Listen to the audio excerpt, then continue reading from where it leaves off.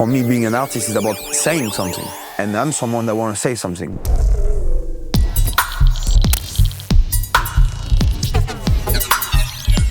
Hi everyone, this is Squelza, and we are here in my studio. It's a shared space where I come to finalize my sound. So as you can see, there's a lot of gears in the studio, but I'm not using any of it, and I come just with a little sound card because I'm working mostly all in the box. I work in the box because for me it's better to have everything in one place, so I can kind of like direct my chaos into one creative idea and one in one place. And if I have too much distraction of having to change the space also, like I'm getting less creative. So my go-to is Ableton because I'm working a lot with resampling anything that I do. And Ableton is particularly deep in terms of audio treatment and sound destruction in general. And so yeah, Ableton.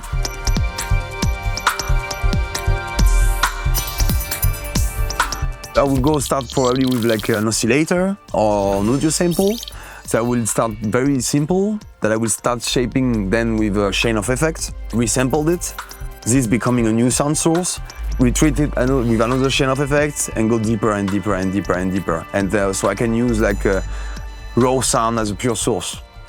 And then once I have my audio recording, I will cut the part that interests me the most. So I don't have many options to change it later, but that's also forced me to restrain myself and stick to the audio as it is, and I have to find a way to develop the sound out of it. And because with this restriction, I can get more creative. It's a paradox, but basically I have endless possibility, but like that will end up like with limiting myself to the raw result, and this raw result I have to make the best out of it with restrained possibilities.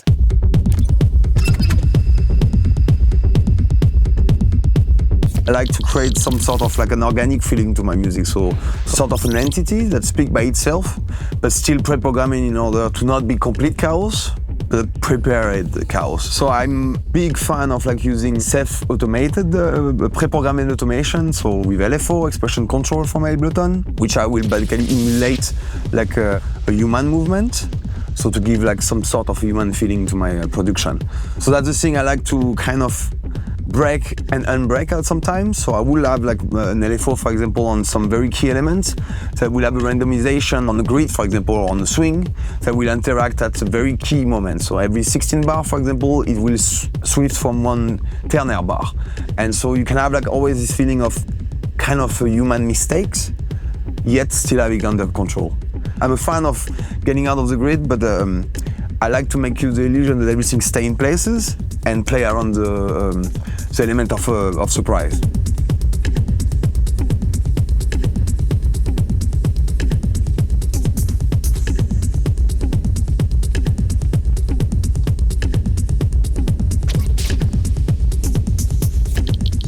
One of my go-to plugins is definitely Reaktor, like from Native Instruments, because there is endless possibilities. So I would, for example, use the block chain, so I can create my own instrument or start with an already made system, so I can jam out of it. Or I can use also some sequenced synthesizer within the box that I can randomize and then resample again and retreat the audio. Another source that I really like to use is Kontakt, because Kontakt have a very musical touch to the music, so it's not just limited to robotic or techno feeling, but I can go more in the musical aspect. So I love to use Lore library from Native Instruments, which is a very cinematic type of library. UEshi as well, like, so I really like the Zebra HZ, which is like an alternate version of like the Zebra 2, but from Hans Zimmer, which is super musical as well. I like to use Playbox from Kontakt again, which this one is probably my main go-to for starting point, because you can re-change every sample, but you can change the key of the sample even if it's an audio recording, so it will be synchronized to the key of the scale within Playbox.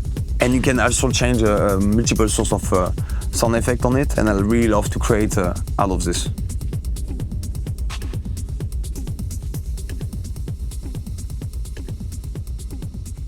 I like to embrace modernity because for me, especially in techno, like since it has been done for 30 years, I'm more looking to innovate and create something that haven't been done instead of reproducing the 90s sound or the 2000 sound. Despite I love it, like this is not what I'm looking for when I do music. And when I do music, it's more about expressing myself than worrying about will it be played, will it be for the club. I don't approach music that way.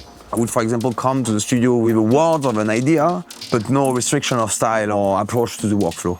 Every time I reach a comfortable point and a successful way of doing my music and expressing myself, then I lose the naivety of it. So the more knowledge I acquire, the less my message is accurate, because I will be distracted by other things. So I would compensate instead of doing, you know. So like the more I step into a zone where I'm far away from comfort, the more my next decision will be necessary for my message, you know. The more I will be thoughtful of the next step in my creative process. One of the ones that I really like to use is the scale and chord from Ableton, because they can allow me, for example, like if I have a keyboard, I can adjust it to a certain scale and play out of it without being a piano virtuoso. And that way, like I can also trust my ears again and just try to play with the feeling. But once again, like I think one of my advantages is also my lack of knowledge. So I can break some key rules or scales by trusting what sounds good to my ears, I guess.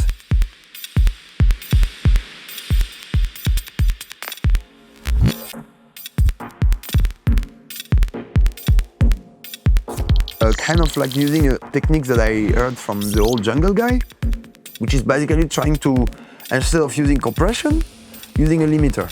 So like the only source of compression would be for sidechain, and one of my go-to tools is a track spacer, which is basically a very smooth and transparent type of sidechain compression.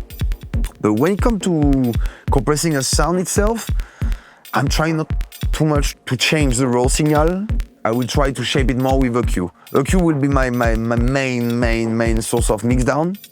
So I really love to reshape frequency by itself, and it helped me as well to understand also the frequency spectrum. I do think in frequency, but I don't limit myself necessarily to certain rules, because it depends. For example, like I know a lot of people that will remove low frequency from a synthesizer.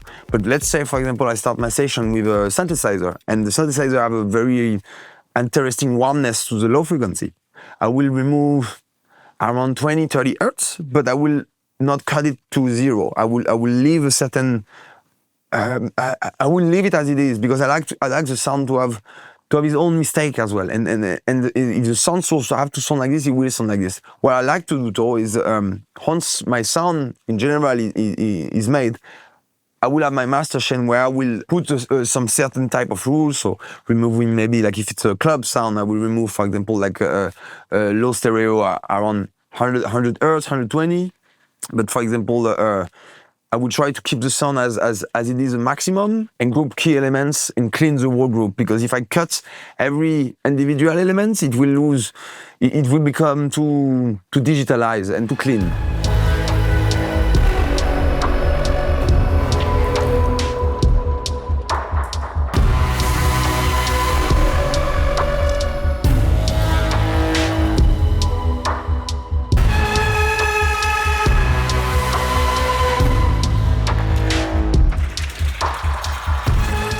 Reverb is also a big part of my sound, so like I really love the hybrid reverb from Ableton, which is used to be the convolution reverb. So if you're not familiar to the convolution world, it's basically you can take a audio recording and it will emulate the reverberation of the audio recording you feed into, and you can either use it as a reverb or sound design colorization kind of. Then I really love the Valhalla Supermassive, which is sort of a hybrid reverb delay plus, and it's free actually. And one of my all-time favorite reverb is actually ROM from Native Instruments. You can use it either as a delay, either as a chorus, but I use it strictly to the reverb because it's one of the ones that please me the most in terms of sound.